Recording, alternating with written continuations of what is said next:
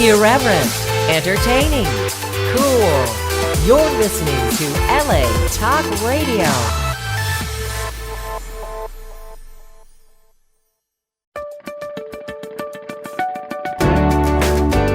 You're listening to Abracadabra, Create What You Speak, with Ilan Azoulai, only on LA Talk Radio.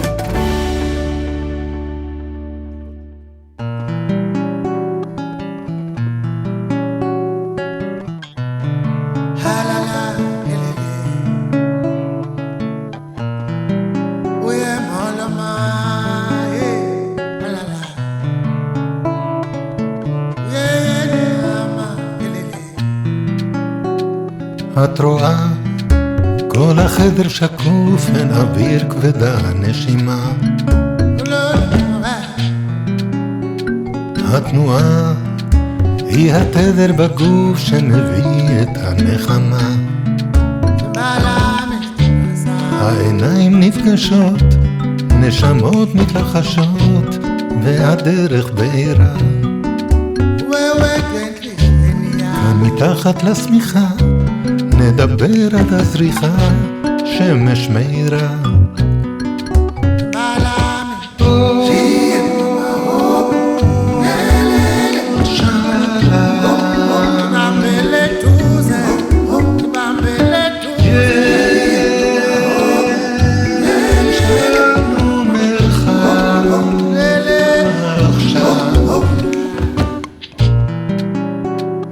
את רואה, כבר אמרתי הכל, את חושפת את סודותיי. את טועה, לא העזתי לשאול, את אמרת זה יותר מדי. העיניים נפגשות, נשמות מתלחשות, והכל כואב פחות. השמיים רחוקים והמים עמוקים, ולומדים לשחות.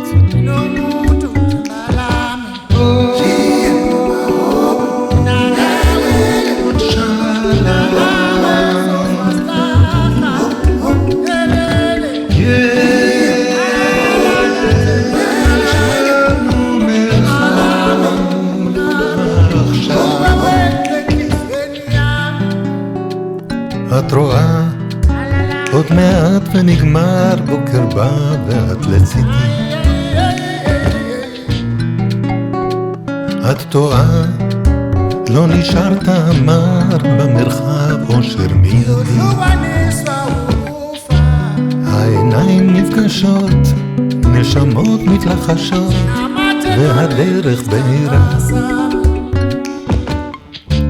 כאן מתחת לשמיכה, ובחוץ כבר הזריחה, שמש מאירה.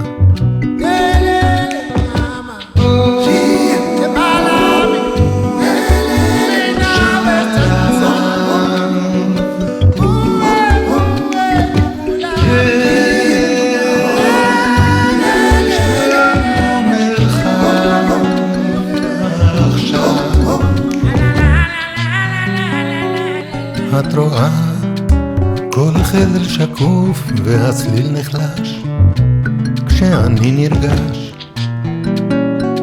עוד פציעה אל התדר שבגוף, מרחב חדש.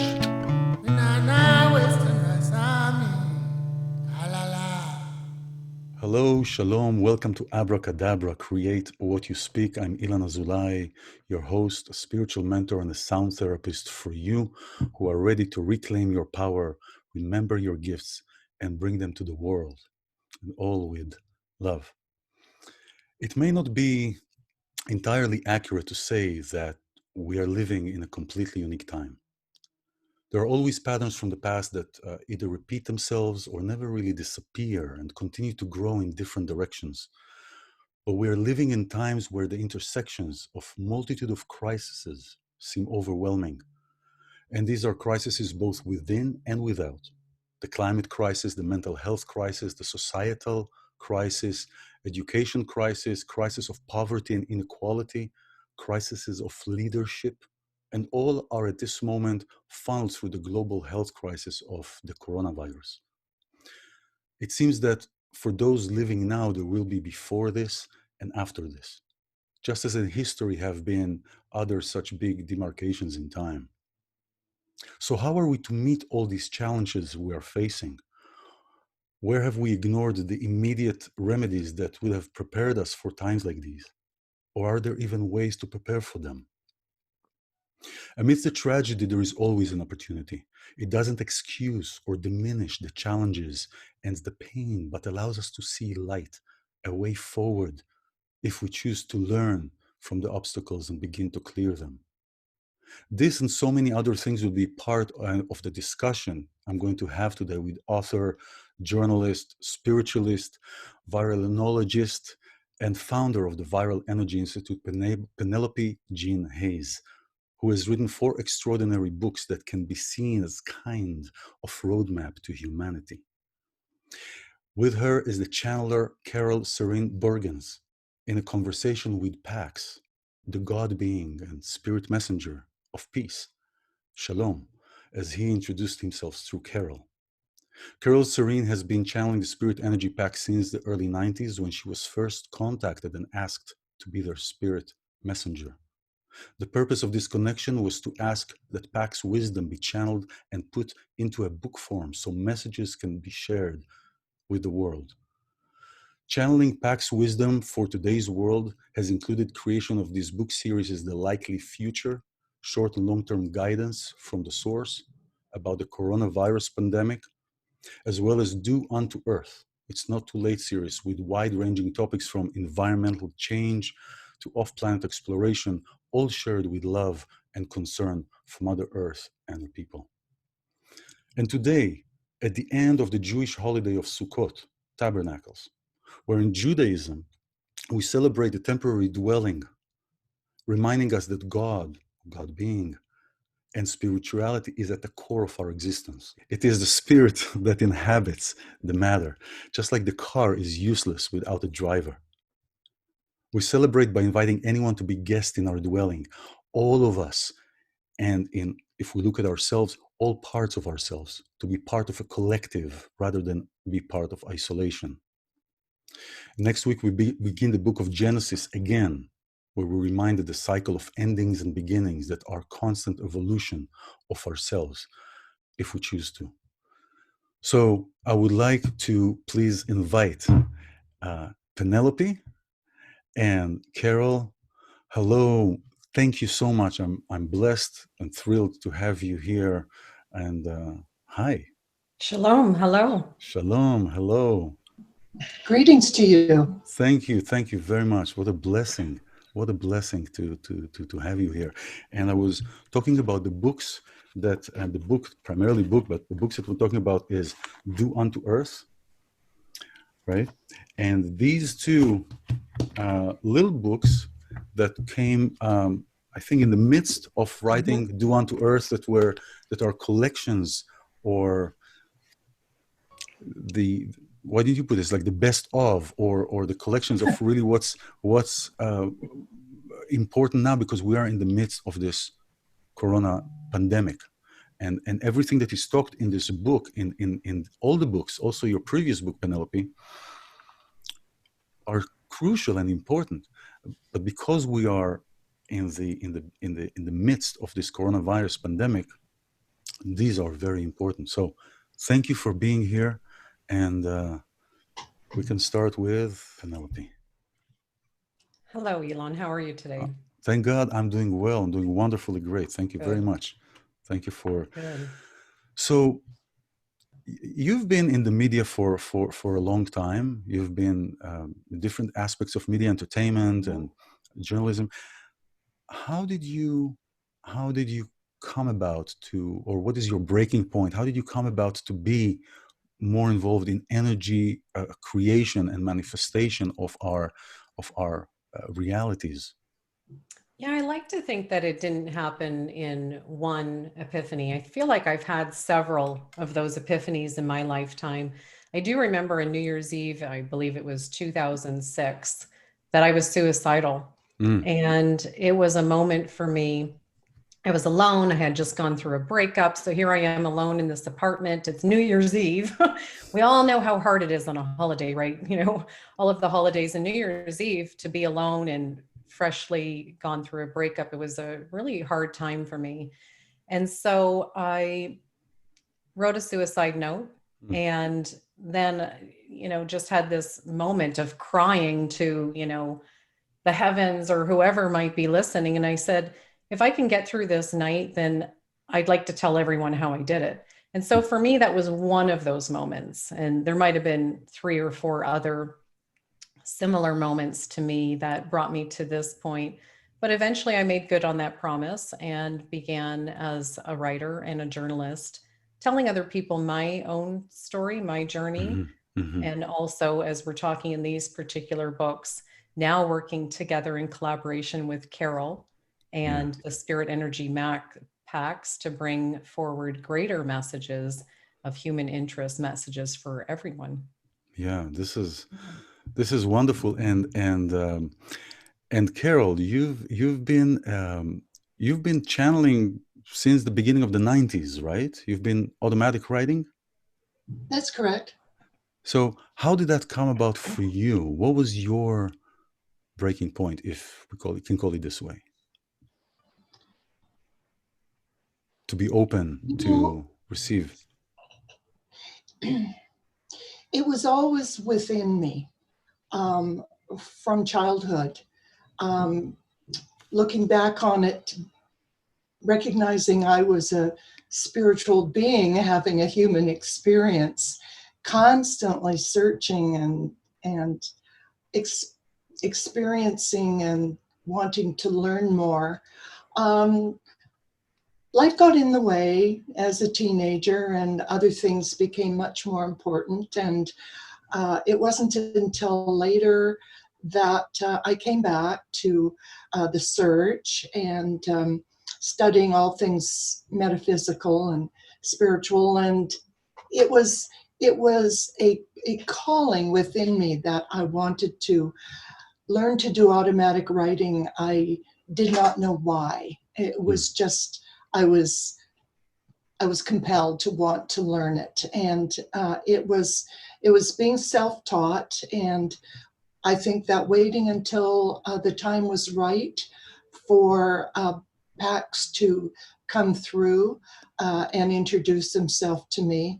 And that was a great gift because I had been experimenting with the automatic writing and working a little bit with spirits that were just looking for contact of any kind. But when Pax came through, it was a revelation. It was a moment that my life took a complete change for the better.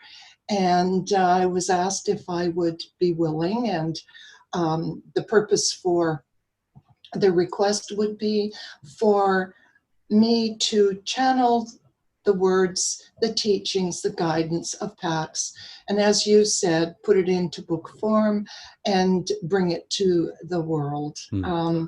Understanding the potential responsibility for this, it took me time to agree, but I did, and here we are. I wrote, assess guidance for years, is the truth. And it all went into file folders because I had no way of bringing it to publication or the world. But I trusted that it was going to happen. And along the way, much later, meeting Penelope, it became reality. And the file folders flew open, and those writings plus current response to Penelope's questioning became the beginnings for us as a collaborative team. And, as you say, thanks be to God, the Pax teachings have emerged. And thank you for allowing us to tell your audience.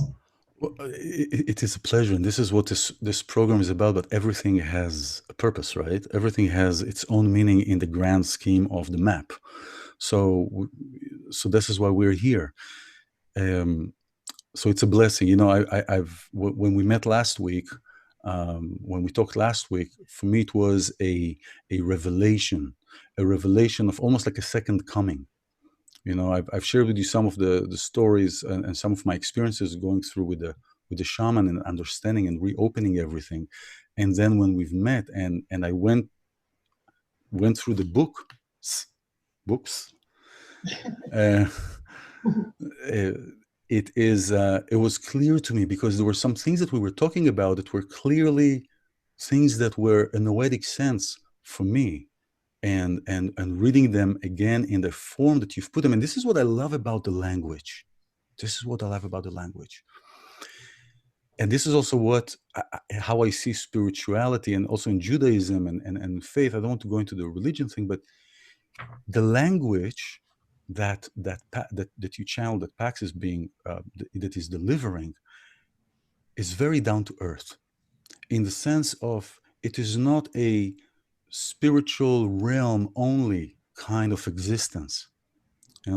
In Judaism, the main number in numerology is 7, between 8 and 6. 8 is the very spiritual, only spiritual, where people are only there, disconnected from the realm here and disconnected from the plane here, and 6 who are only in this plane. And the purpose is the synthesis, is practicing spirituality through the material, through our daily actions. And the language is fascinating. It's so simply put and down to earth that gives an example of how simple things are. So that is really wonderful. How did you meet? How did you two meet? Yeah, I had gone to Carole for some spirit channeling sessions back in 2019. So we had already been acquainted. I see. And then sometime later, some months later, she contacted me to say that Pax and herself wanted to offer wisdom for the Viral Energy Institute, which, as you said in your introduction, is an institute that I founded. So that's how it started. And it took a different course. We realized we started writing, Due Unto Earth started writing this book on October 2nd of last year. So That's you right. see how quickly 3 books came about.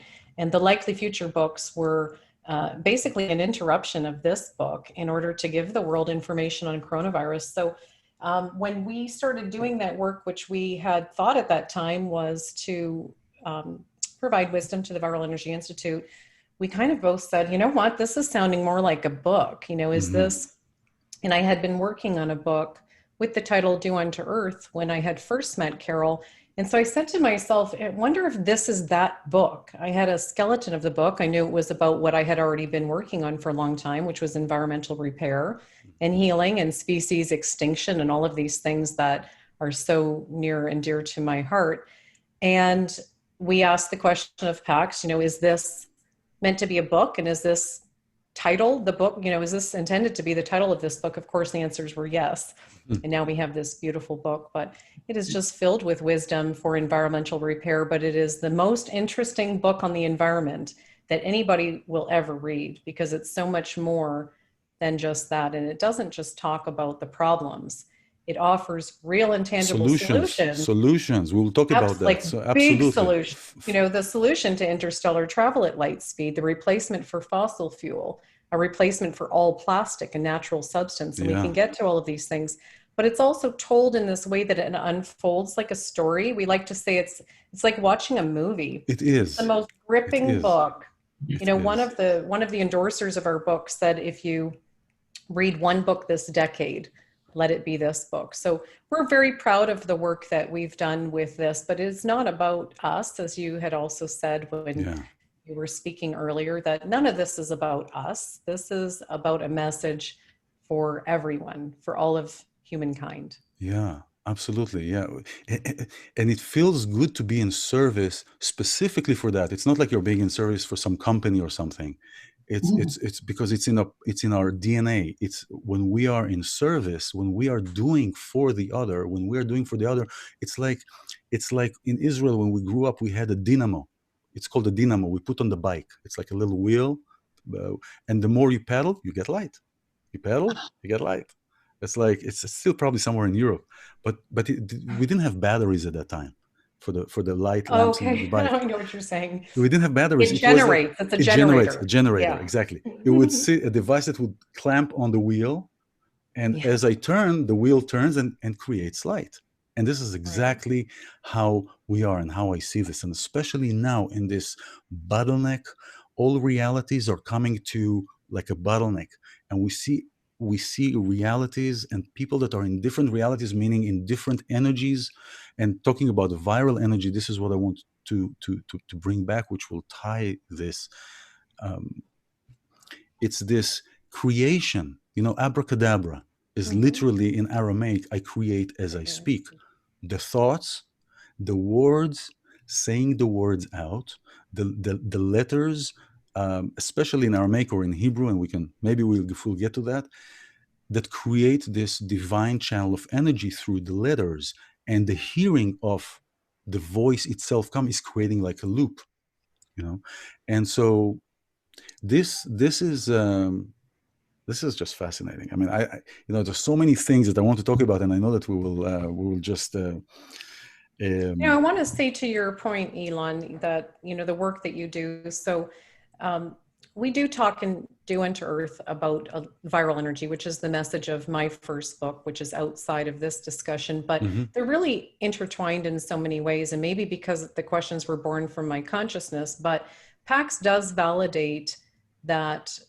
A concept called global viral contemplation. So I know that you are a sound therapist and you deal with that. So this will resonate with you on a deeper level. And the advice from PAX is that we can all contemplate, you can say meditate, but just to contemplate on the idea of global wellness. And that if we come together in this collective consciousness, that this should be something that we're all inspired to do, to pass it on, that this ripple becomes a tidal wave, but that Exactly.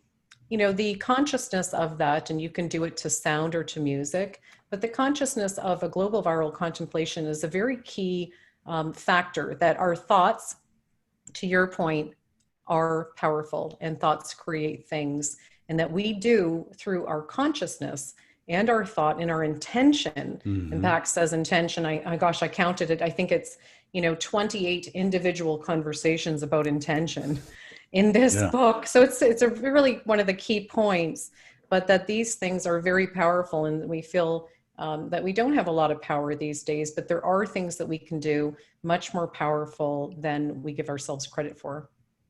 Yeah, that's true. The thing is that also the thoughts, we're talking about positive thoughts to create positive environment. And sometimes when we are contemplating too much, procrastinating, things sometimes don't happen. So sometimes it is important to do something to kickstart that positive thought. But also negative thoughts are creating an energy. Also, if we don't do anything about them. Also, if we don't go and, let's say, somebody has a negative thought or a negative intention, and they think that, and they're thinking about this person, this and that, and all these kind of negative energies, it creates this ripple effect for that as well. So that definitely is it all and this is what the viral energy is. And that's why I realized as I was reading that we have now a common language to understand what we've each experienced in our three little squares that we see here, right? In our three little existences, right? Just so, Carole, now PAX doesn't refer to PAX to itself as a he, she, it, or more like a they, right? And I explained to people about Judaica or Jewish or the Bible or the Jewish faith that the masculine form is not coming from a sense of it's being masculine, but it's more of like a language, because the Hebrew language, for example, is masculine in nature, in the way that is being spoken. And also you are referring to PAX as a he, but it is not necessarily because it is identified, or they are identified as any kind of a gender, because really gender is of this plane, right? That's very, pardon me, that's very correct. It has simply become my way of communicating with Pax over these years to refer to Pax as he. I mean, we are likely believing this is a collected consciousness, this is a universal wisdom, and not he. It is simply my way of communicating. I've just not found another way that flows naturally for me to refer to Pax after all these years. Yeah. I'd like to just go back to something Please. you mentioned about the number 8. Yes. Just so you know, the strength of that with Pax has always had a signature. It's the same signature. It's the letter 8 on its side. Yeah. Which Infinity, is right? the infinity sign. Yeah. The infinity sign. Yeah. Yes, exactly. And so I was very heartened to hear you describe in numerology the sense of what the 8 brings.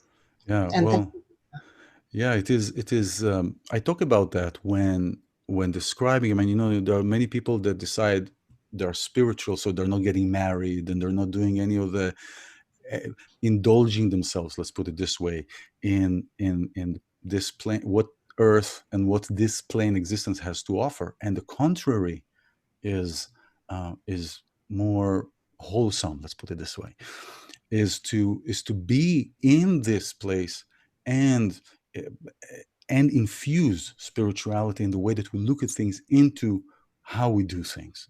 And so that will be that'll bring otherwise, oh, you are there, I'm here, text me. You know, it's like doesn't work that way. no.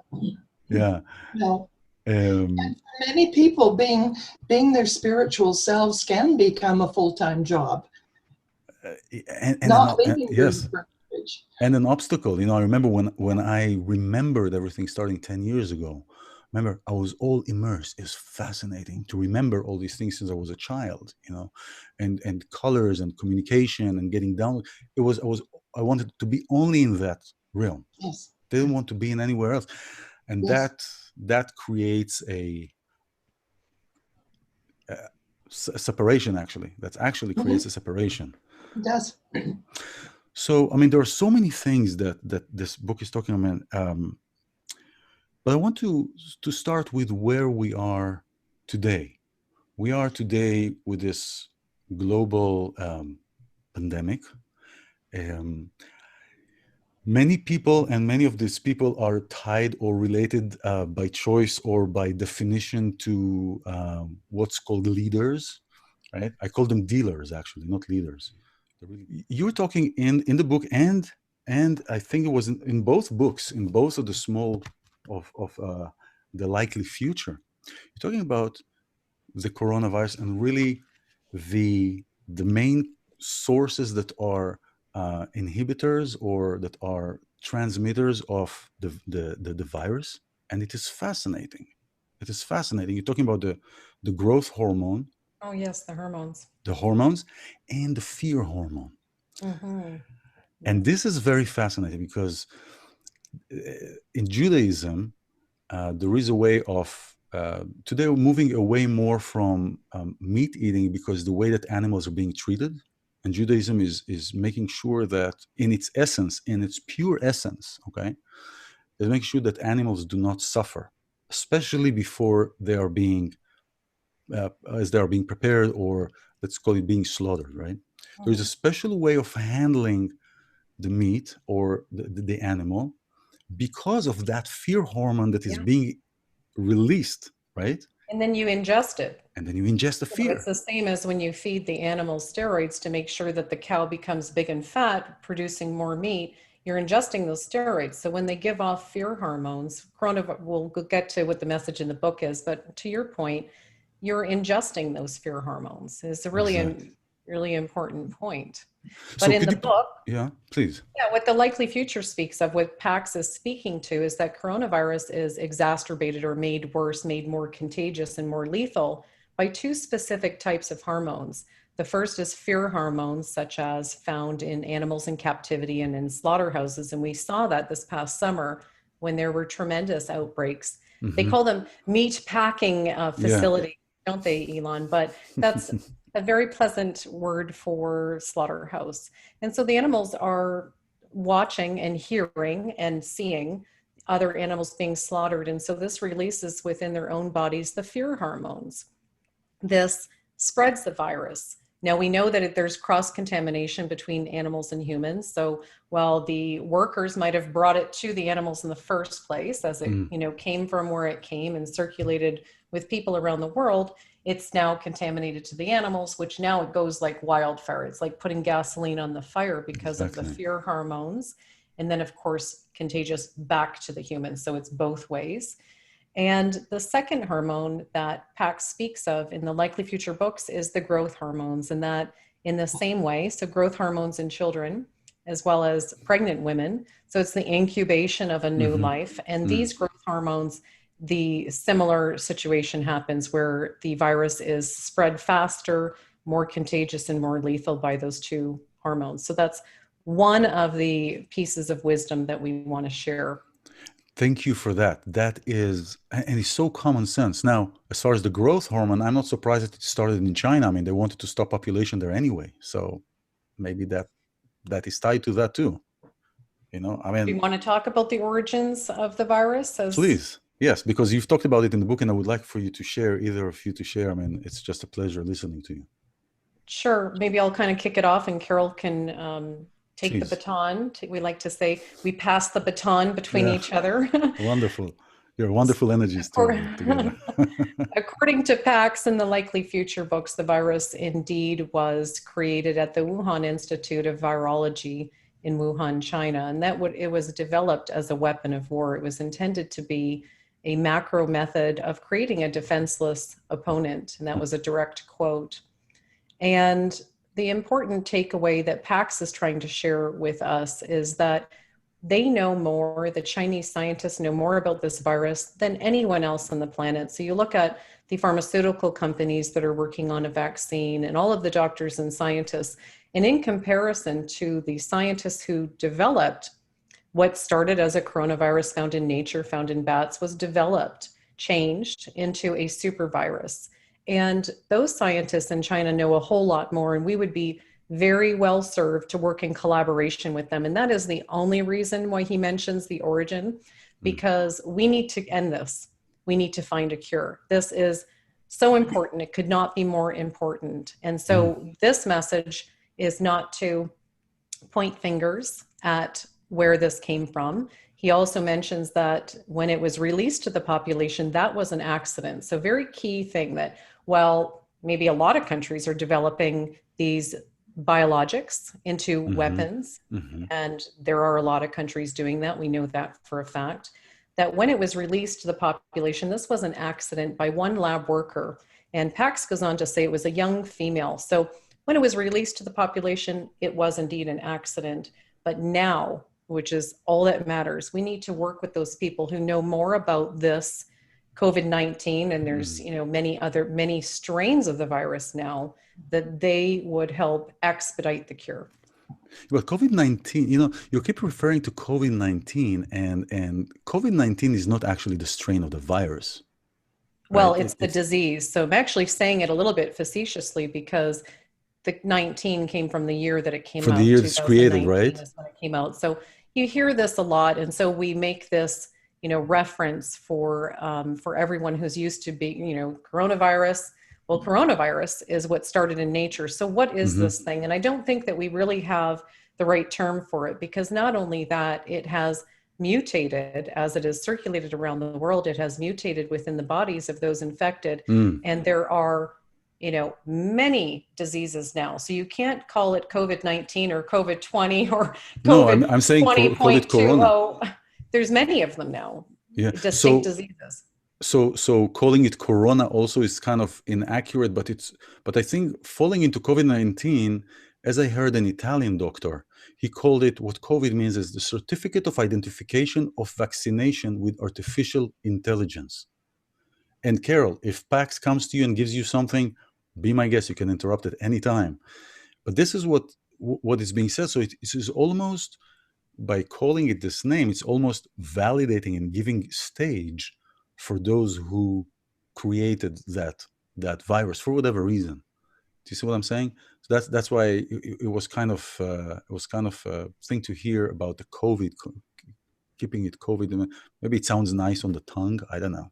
COVID-19 sounds I think it just sophisticated, makes it easy for people to pick a name. We like to put labels on things. It makes it easier for us. But it is important to understand that, when we're looking at the cure, we're looking for therapeutics, and what works on patient A may not necessarily work on patient B because they may have a different strain of the virus. Pax talks about the different strains. And he Yes. says that the loss of taste and smell, so the loss of those sensory abilities, indicates one of the less volatile strains of the virus that will not be as lethal and will not attack the lungs. You're not hearing this in the media, No, right? of course not. Right. Doesn't make money. Well, they don't know it yet. This is channeled information from Pax through Carole, and So you simply think that put, they don't? nobody knows this yet. You think that they don't know it, or they know it, and as the nature that they're doing, just like their dealings with us, they're just not revealing that. Because, for example, you mentioned that Pax channel that the drugs that are treated for polio are more likely to be the cure. Well, if this is something that was channeled, then it's most likely if they created the virus, they probably also knew that, because I know people personally that works in companies that create the virus, pharmacologists create the virus, and on the other side of the building, they create the vaccine. Okay. Bingo. Okay. And I filmed a beekeeper learning that the bee venom is actually a 100% treatment for the HIV virus without affecting other cells. And if you look at the HIV medications, you have about 20 to 25% of bee venom in the medication. So I don't, it's kind of like, do we believe them when they say, oh, they don't know? I don't believe even the fact. We're not working with the Chinese. So if the Chinese develop this super virus and they may or may not have much headway on that vaccine, we're not working with them. The rest of the world isn't working with them. You'll recall when it first came out in China, the United States government wanted to go in and work with them, and the Chinese government didn't allow that. They haven't allowed anyone from anywhere. And now obviously things have blown up. It's very volatile now, which is problematic on both sides, and the fault of both sides. But there right now is not collaboration. No, and there that's is what no. we really need. No, there is no. And yeah, it is definitely a matter of collaboration. But so as far as something to this, yes, please. I'd like to add to what Penelope was saying. The fact that Pax has informed us clearly of the many mutations, if you will, of the virus once it's in the human body. Mm-hmm. He refers to it as blooms. There will be a second bloom and a third bloom. But between those blooms, the virus is dormant, it would seem, but it is mutating. Think of that, and think of how that puts science at such a diminished level of their ability to cope with this virus. And again, it goes back to the collaboration Penelope was speaking of. If countries around the world could only collaborate with the scientists in China and know what they know. Did they in fact know this going in? Do they, on the other side of the lab, have the cure? We're told that vaccines, as they're being stated now as being almost ready for human use, are going to be the end of it, the cure. But really, when the virus is mutating within the body, which strain of it is that vaccine going to be effective against? Not all of them. It's changing its shape and how it attacks the body. It's changing the symptoms. There is a connection to what worked for polio is something worth considering, and I would only hope that our medical and science folks would have that information and be able to look in that direction. If PAX has singled it out as being a likely, I'm not going to say cure, but a likely help, then I would like to see the science look in that direction. If there's one message that we really want to share, it's this one. You know, we look at everything contained in these books, The Likely Future, and they were written some time ago. And so many things have now, you know, been released in the media, and all these things are coming true. So as we have seen that, it has validated this message. But the big news is, as Carole said, that PAX has indicated that all of the strains can be addressed by looking at the polio reduction methods that were successful. So the drugs that were successful for polio at that time, he doesn't say the word vaccine, he says the drugs that were successful for polio can be developed into a vaccine. So now a different thing, that to look at the polio reduction methods that were successful at that time, and from that develop a vaccine that will accomplish addressing all of the strains. And according to PAX, again, a direct quote, that will be a final end to the virus in the body and around the world. And final end, this is important. So what Carole was talking about, how the virus remains dormant, PAX says that the virus inserts, again, you're not going to find this in the news because of course not. This is channeled information that we need people like you to bring out to the public. But PAX says that the virus inserts into the cells of our body something called anemones, anemomies. Yes. Anemones are latent buds that go dormant. So these blooms, you hear people around the world now talking about, you know, the very rare case that someone caught coronavirus for a second time. Well, we know that it's not that they caught the virus again, just never that left. it had never left their body. So they get sick, then they get better. It's actually just a remission. It's not gone. So while they can test negative now between outbreaks, they are still contagious. Look at the incident at the Rose Garden recently and all the people who got sick. So they were all tested. Everybody was negative, right? So while negative, they were contagious. So here we're learning every day, we're learning these new things about COVID. Well, from that experience, we know that, in fact, you can be contagious while testing negative. And this is what PAX is saying, that between these blooms of this bud that will rebloom in time, a number of times, that a person will still be contagious even while testing negative. So what we need is that final end to the virus. So while we're not doctors and scientists, we don't know about the efficacy of vaccines being developed right now. But what we have heard from what we consider an extremely reliable source, because he has been proven time and time again to be correct, is that while they might address some strains, as Carole said, if we're looking for the final end to the virus so we can all finally move on with our lives, look to the polio reduction methods, the drugs that were successful for polio at that time. This cannot be more important. Well, absolutely, it cannot be more important. But you know, it's interesting because I wonder what would be the response when I air this. Well, you'll have to let us know. Oh no, you will see. You will see also, because this is going to be blasted and really information as it is now being manipulated and changed. It's politicized. This is the problem. You can't win. We feel like we can't win. We are sticking our necks out to do this. Absolutely. You know, to bring this information to the world. And all we can say is, you know, try it. Send this to a doctor or a scientist that you know. Spread this message around. Try it. Have these people work on that. And we'll just see if it works. Because right now, they don't know. They have very little information about this virus. Yeah. It's new for everybody. Yeah, and it seems like some of them don't want to know, as if to keep this going. And that's why I'm saying that they probably, some of the people may know something about that, and they don't reveal that. And this is, we were talking about earlier about the hormones. The hormones is not only the fear that is induced to the animal's meat, but look at what happens around us. Everybody is in fear. Not everybody, but many people are in fear.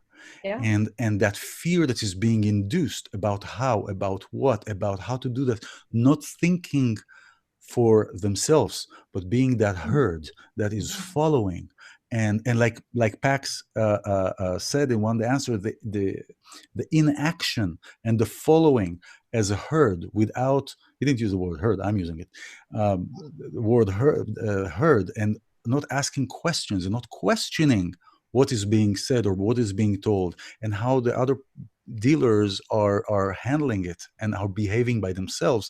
This is continuing to create fear. And this is the rhetoric of dictatorships. This is the same rhetoric that has been used for years in dictatorships, how to create fear, to tell people they're going to lose their freedom. You create their fear and you keep them in a capsule. And that is like almost like that hormones that go into these animals. It's like the same thing. It's like you have one. Very well said. Pax tells us that we have the ability, each of us, to get through this and all things bad in our lives by trusting in ourselves. We simply need to have the trust. But as you're saying, Ilan, too many people now are in too great of a fear to be able to even think this way. We want to continue to remind people to ask the questions, make decisions based on what's best for themselves and their families, and trust that they will do the right thing. But as people are living in fear of everything around them, it's a difficult lesson, I think, for people to keep in their hearts. Yeah, it is. And the thing is that once, when you're in it, when you hit the door on your thumb, your whole body is a thumb. You don't say, "Oh, I just hit my thumb. Everything is fine." No, your whole body is thumb, and that's the thing, right? Very good. I like that. So people. I'll give you an example. Yesterday, last night, or last evening, I start going into. I responded to somebody's message. Because now, because of all the political situation, everybody's spreading stories that many of them, I would say 80% of them, are fabricated, and they're spread around in different, I don't call them even news channels, but in different social media channels. And people believe that because it's like the old days. Or if it's on TV, then it's true, Yes. And it is fair. And I responded to one, and I saw how I could pay attention to my energy, having that almost that taste, that like when you touch something and then it starts spreading, I could feel that, and I had to pull myself very hard, like fast, out of there, because it's a slope that it's such a deep rabbit hole that's the viral energy. It's a contagious thing. It was their issue, it was their post, exactly. And yet it was contagious to you through basically osmosis, just being around it.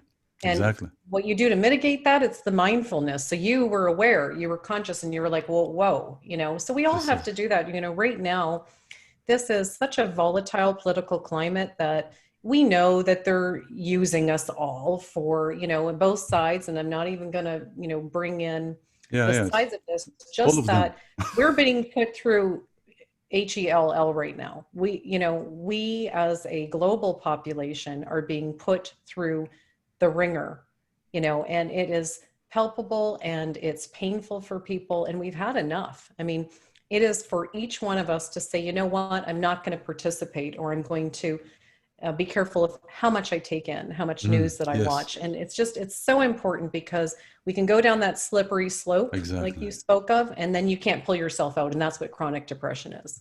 And you believe it, and we justify it, and you justify it because it's real, right? Yeah. It's real. What is, one of my teachers, the main question of life, right? What's the meaning of life? Yeah. And we discovered that's to make meaning.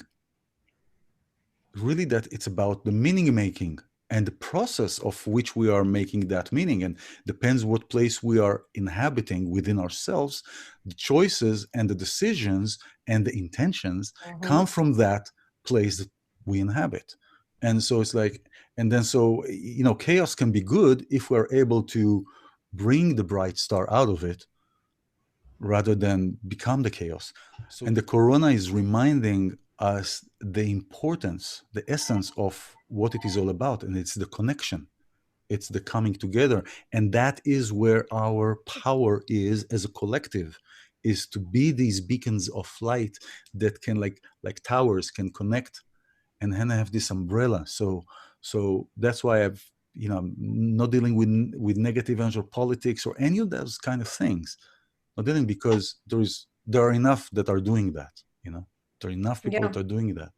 And so talking about violence, it brings to the point that I wanted to talk about also, is the inequality, or we started talking about it last time, about the transition, as we see, of the patriarch to the matriarch.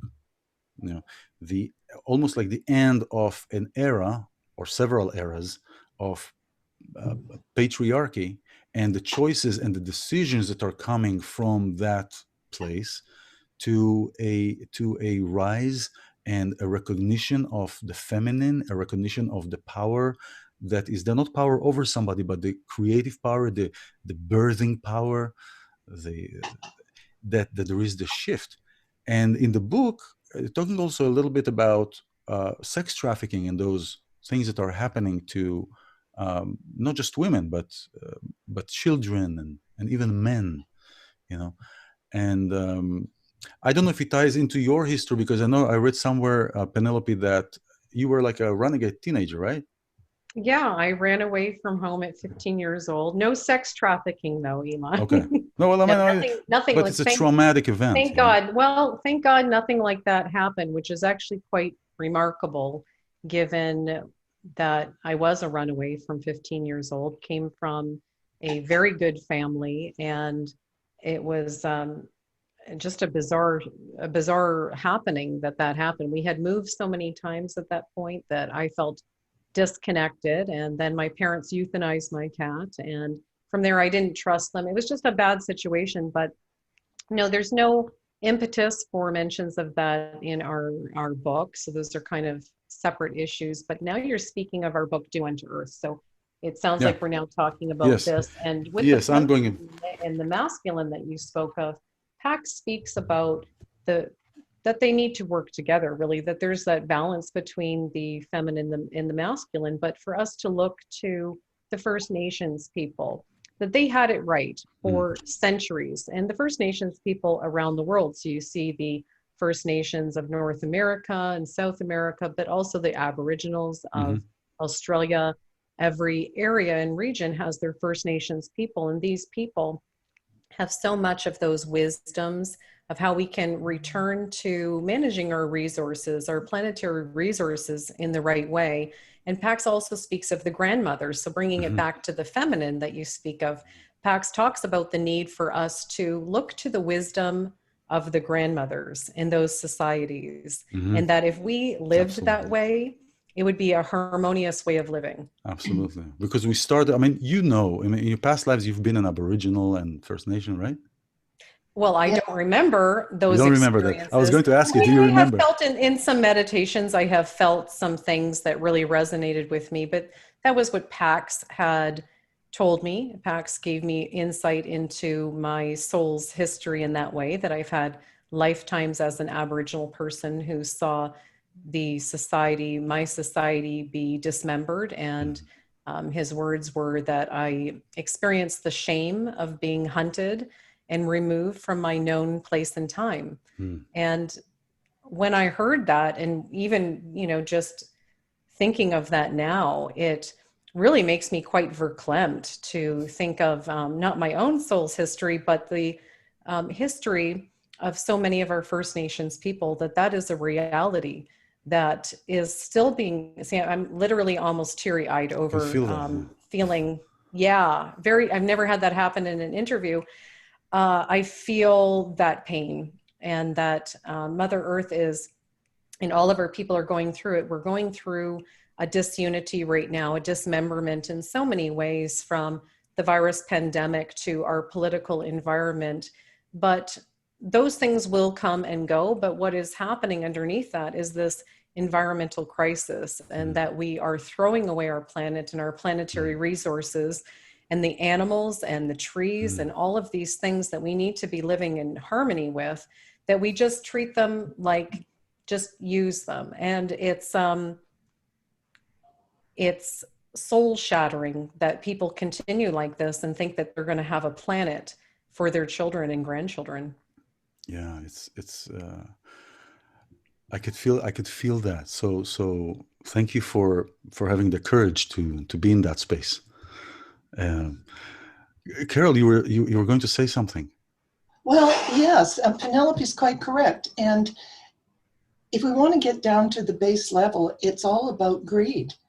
It's political. It is about money. It's about greed. It's about continuing the use of fossil fuels when we know we should not, because there's too much money involved. And no matter who the group is who tries to organize against what's happening to Mother Earth right now in terms of decimation of the air and the health of the soil and water, I don't know how it can be that any group is strong enough to withstand the pushback from the oil and gas industry. That's reality. The other thing I wanted to express was the fact that if we did, in fact, listen to the wisdom of the grandmothers and act in ways that are respectful for Mother Earth and take the wisdom that we should from the heritage and the history of our First Nations people, we could not do this. We could not behave this badly towards the planet. Of course. To listen to our elders, to take their wisdom, it is the way. It is the way. But how we get there in current situations politically has yet to be discovered. And to that point, we speak in the book and in Do Unto Earth, we speak about the power of one, and that each person has choices to make and each person can make a difference. So, I mean, I like to feel that, we've got a particular administration talking about American politics, and whether or not that administration continues for 4 more years or not is a question mark at the moment. But I would like to encourage people to understand that the power doesn't lie in their hands, the political leaders, that we have the power every time we take $1 and go buy something. So if you're still putting fuel in your car, and we know we all are, that we're all responsible. So our consumer dollars, our votes, these are the real votes that matter. And so as we change our behaviors and say, you know what, look how we've done it in so many things. We used to, do plastic bags at the grocery store. We changed that pretty quickly. You look at the things that we can do when consumers don't want it anymore, they stop making it. That's just, we drive these industries. I think also because there is no money in that. I mean, it saves money for them. So sometimes I ask them, are they really stopping the plastic because they care or because it saves them $1 and the person has to buy it now? Oh, no, the consumer will drive the industries. So we talk in the book, PAX gives us the solution to replace plastic. Yeah. It's actually hemp cellulose, that everything that we're currently making, all these plastic parts, this microphone, all of these things, polyester clothing. A lot of people don't realize polyester is just crude oil. It's all the same thing. It's, plastic is crude oil. A lot of people don't even put those things together, surprisingly. But the replacement for all of those things, not the fuel portion, but the things that we make with plastic, can be replaced with hemp cellulose. It would look the same, your Tupperware or whatever the item is. And all of those things can be made. So when the consumer says, you know what, I'm just not buying this anymore. So I got rid of all my Tupperware. I don't use plastic wrap. I don't have my food be in contact with plastic anymore because of PAX. Because when PAX told me, not only is this just ridiculous because we're perpetuating this, but in addition to that, plastic in contact with food off gases toxins into our food.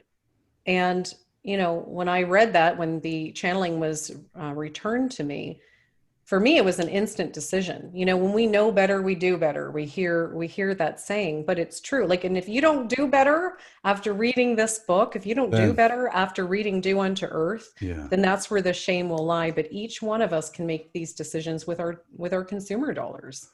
It's absolutely, because that's really the power. And it's like there was an old movie called Ants. It was a the cartoon. Yeah. It was a cartoon called Ants, right? Animated, yes. Right? It was animated, and they had those 10 or something grasshoppers that were controlling these thousands of ants colonies, right?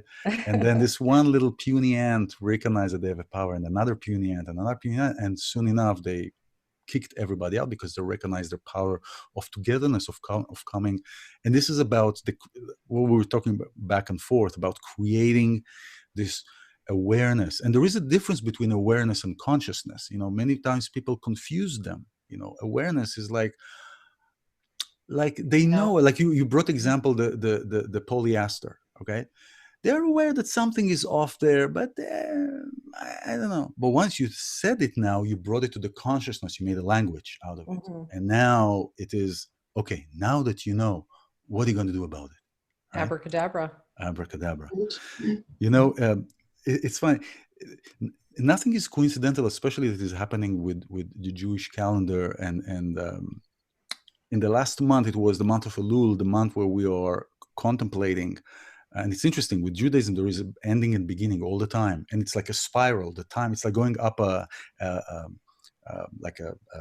in a mall, you have 7 floors. Each floor has a different floor plan, a same floor plan, but different contents. And we keep going every time in time, and it becomes more dense and dense.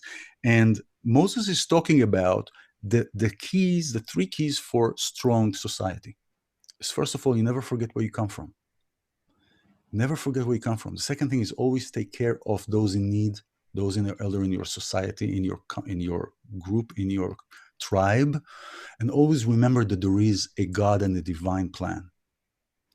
Now, based on that, on the divine plan, Pax is talking about not to interfere with the course of history, right? And so, like we were talking about in the book for a Holocaust, and I don't want to go into that, but really not why nothing was happening is because you can't interfere with the choices, right? But what you're doing now is interference. No, I mean, what we're doing now, bringing Pax and the consciousness, the awareness and the consciousness into the media to make change, that is an interference in our consciousness, right? Well, he doesn't use the word that we're not to interfere. I'm using it. When he spoke about the Holocaust, the question that I posed to him was, like, if you're God, why didn't you stop the Holocaust, right? Hasn't everybody thought of this question? So his answer was that it's not for the spirit world to, zoom in and fix everything. That, we're the people on the ground here. We're the soldiers on the ground, that each one of us in our own consciousness could have stopped that series of events that then became the Holocaust, but shame on us that we didn't. So the spirit world's not going to clean up our mess and give us a clean planet in this case. This is just not going to happen. Pax speaking to us now, guess what? God speaks, the God being speaks to all of us. Are you listening is the question. Mm-hmm. This is not that unusual. Yeah. Intention, Carole and I talk about this on the phone. We love to have our chats. Carole and I speak on the phone regularly. We talk about intention on a regular basis, that intention is everything. Like, what is your intention? Carole, what is your intention? Intention will drive your life. So that's on the micro or the macro. So in terms of the Holocaust or things like that, how many people would it take to get to that tipping point of collective consciousness that something like that could happen is the question. And God forbid it ever happens again. But the responsibility lies in what is our intention? Yeah. What do you intend to do with your life? Carole, how was your upbringing? How was your... It was idyllic. It was a wonderful childhood. I was an only child. It was a religious home, German Lutheran, to be specific. There wasn't any place for discussion about things like reincarnation. That was not a part of the belief. But all in all, it was a lovely childhood, pretty much filled with my parents' work, their friends, the church, the dog, the cat. It was in a lovely small town, and it was it was a blessing for me as a child. I want to say it didn't prepare me for the bigger world out there, but nevertheless, I have only good memories. Well, I mean, maybe thank God that He didn't prepare you for the world out there, because you are in the world in here, right? The way that you are Yes. expressing. So, everything is, even like we're talking about the Holocaust, we're not talking about things that happened, events that happened. I believe that everything has a reason. For example, our Yes. meeting. So if everything has a reason, has a purpose, changing a flap of a butterfly somewhere in China can really affect the way that we are coming together. And maybe there was something that was changed in the recent few decades that caused this sharp turn to where we are. The ripple effect. Yeah. Yes, absolutely. I agree with you. And there are no coincidences and chance meetings. There's always a purpose. I like to always ask, what is the lesson here for me? What is the message in this? Because there always is one. So what is the message that you feel for you coming back here? Because after all, we are here again because maybe we didn't complete our journey last time and we missed a few things in the correction of our soul evolution. I always wondered what I was going to be when I grew up. And until just a few years ago, I was still wondering. But having met Pax and become a channel for the Pax wisdom, that is a message for me, wherever it takes me, to be a pure channel for the pure message, the wisdom, the guidance. That is my job. That is my gift. Thank you. That is my Wow. blessing. Thank you. Thank you. Yeah, that's wonderful. Penelope, how about you? I feel a very distinctive purpose in this lifetime that I felt since I was a little kid. I can remember thinking about these things as a 4-year-old child. And I look at everything that I do these days when you have work projects or opportunities that come to you. So in my case, when I have different opportunities, I always look, are they on purpose or not? Will this further this purpose? So for me, it's personal, interpersonal, and planetary well-being. And I founded the Viral Energy Institute, as you said, around that mission statement. And I am very connected to the animals of this planet and very empathetic to their pain, whether we're talking about, we spoke earlier of animals in the factory farm industry, but also just species extinction, animals in the wild, deforestation.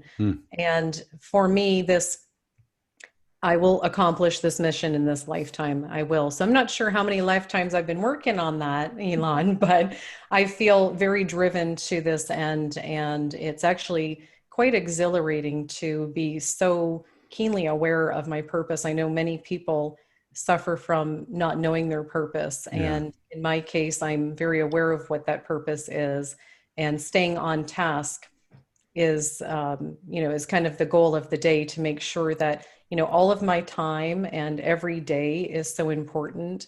And by the end of this lifetime, I would have liked to have made a difference in those regards, in particular for the animals of planet Earth and the natural environment as a whole, the rainforests, all the birds and the bees and all of them. So, well, that's it. You have and you are. So, if I'm sure you feel that, but you have and you are making a difference, and both of you are making a difference. This is such a wonderful blessing to connect these dots. I actually invited you before I heard from Dia. It happens to me I ask what I ask, and then I revisit what I ask for to make sure that I'm ready for it. And so I asked revelations. I asked for revelations and for coming revelations for the next steps for that. And a day later, I'm getting this email from your publicist, from Dia, presenting you. And it was an absolute a no-brainer. It was in a noetic sense. I get a lot of those requests from different people with different books and different options and all these kind of things. And this was like slicing a warm butter that you get in the hotels. not a cold brother. I can see it. Yeah. So this has been a wonderful, and maybe we'll talk, because there are so many things that we can talk about, but I don't know, we'll talk about maybe coming, if you have time, we'll come for another piece, for another interview if there is time for that at a different time. And this has just been a blessing. Are there any? I mean, we're out of time, and there's so many. I want to show everybody again. I mean, you have the cover of the book behind you, and we've showed this. I've shown these books behind you, and this "Do Unto Earth" and "The Likely Future" Part 1 and Part 2 by Penelope and Carole and Pax, of course, because this is an example of manifesting spirituality in the physicality.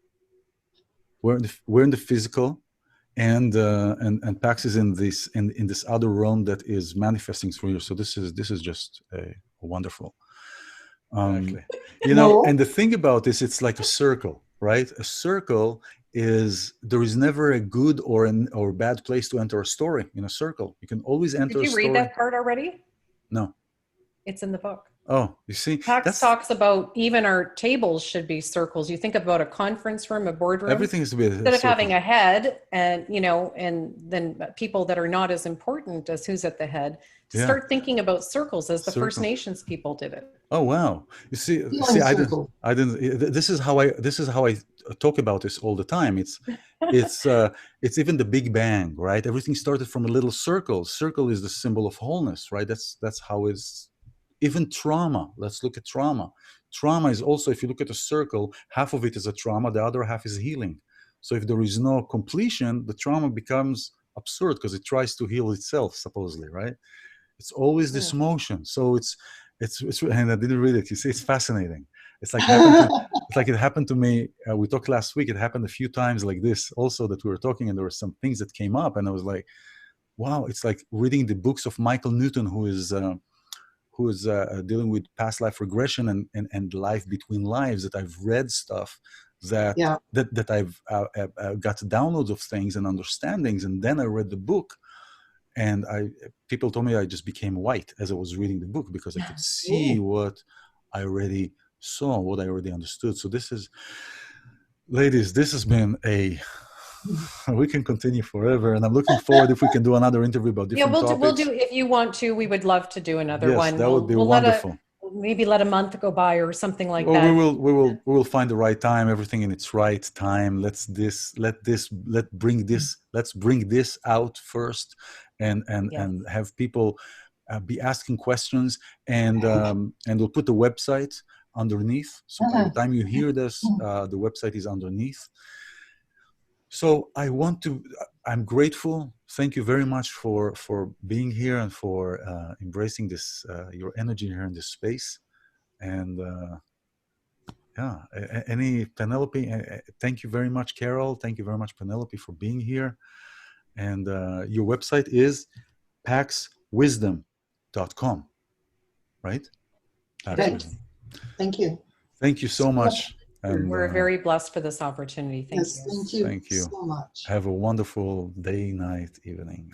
Thank you. Thank you.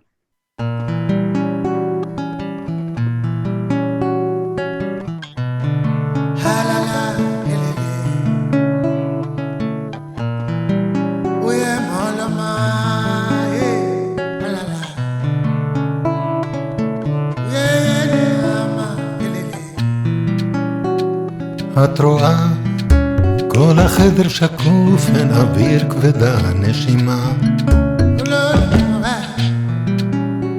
התנועה היא התדר בגוף שמביא את הנחמה.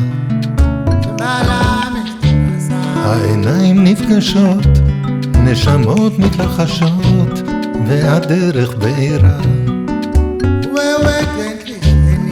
מתחת לשמיכה נדבר עד הזריחה, שמש מאירה.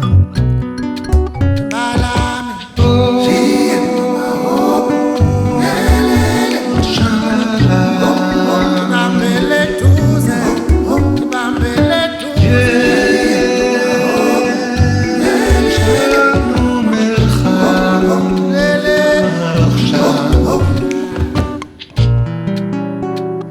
את רואה, כבר אמרתי הכל, את חושפת את סודותיי. את טועה, לא העזתי לשאול, את אמרת זה יותר מדי. העיניים נפגשות, נשמות מתרחשות, והכל כואב פחות. השמיים רחוקים, והמים עמוקים, ולומדים לשחות.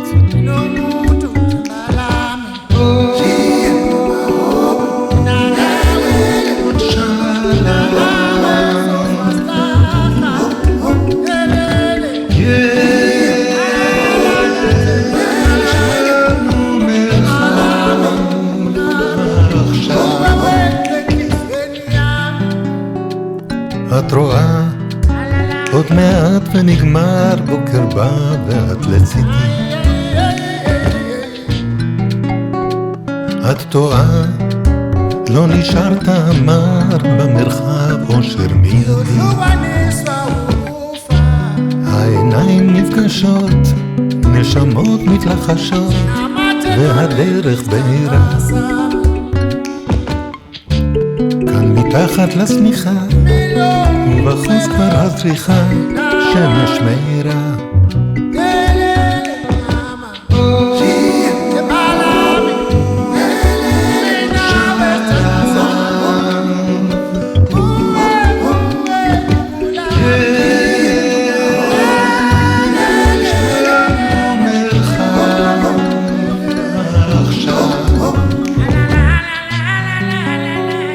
את רואה, כל החדר שקוף והצליל נחלש, כשאני נרגש. עוד פציעה אל התדר שבגוף, מרחב חדש.